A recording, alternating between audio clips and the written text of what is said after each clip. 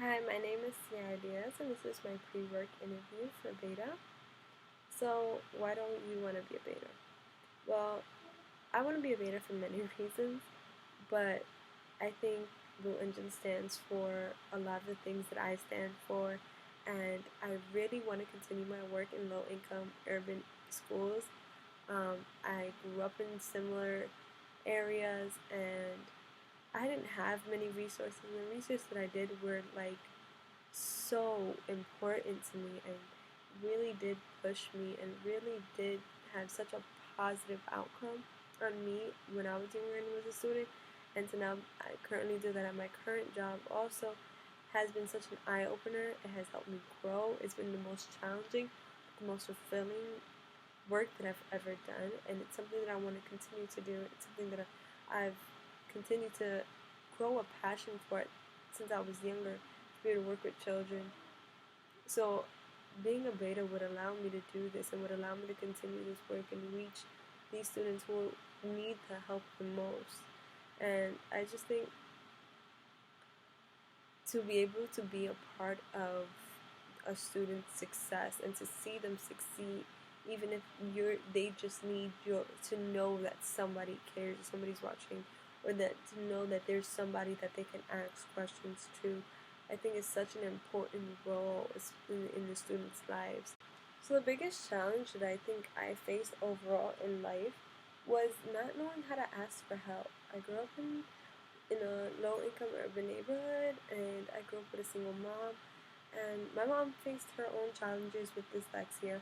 So when it came to homework and classwork and things that I really didn't understand, it was something that I had to figure out on my own, and it's not something that I figured out how to do till college. I mean, I was a shy kid, and I think that I just got into the habit of, if I didn't know it, either figured it out myself or suffered in silence.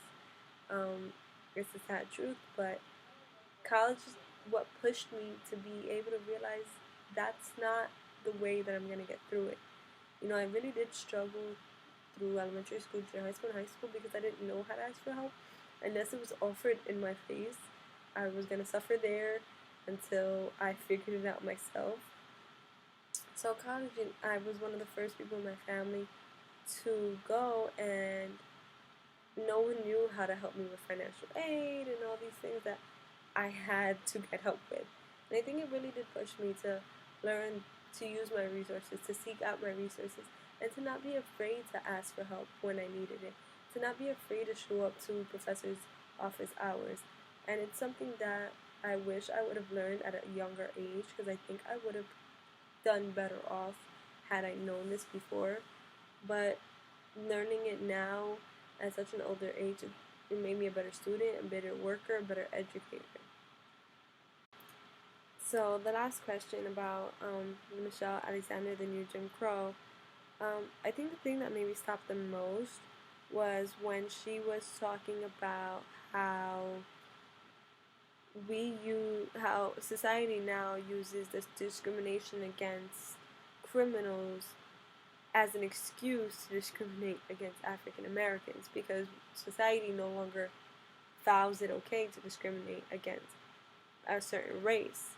So now we discriminate against criminals, then we target African Americans as criminals to allow this discrimination to continue. And I think no matter how aware you are and how much you see it, to hear it and to see the breakdown of how it's going on and how it's happening will continue to always shock me. It will continue to just be something that mentally I can't wrap my mind around, especially growing up in New York City where it is so diverse.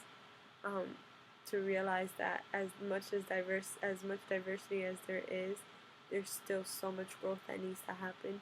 There's still so much discrimination that still lays in this world today that we still have to face and fight against and educate against. But I guess the question that I'm left with is, how else can we fight against this? How else can we try to change this? Because no amount of preparing our students or no amount of protecting our students can stop them from seeing this that's going on in their world. I mean, I've been raised, and I've been raised in a predominantly Hispanic and Black neighborhood, and I have family of both races, of mixed races, of multiple skin colors, and I have seen it for myself. I've lived through it myself. I mean, how does one fight against it? Like I said, we can educate our students so much, but sometimes I feel like, what else is there? What is it that we can do? You know, this is a battle that we're going to be battling for quite some time, and we have been battling for more than long enough. But I guess that's my question as a teacher, as a sibling, as a friend, as a family member. How do we fight it?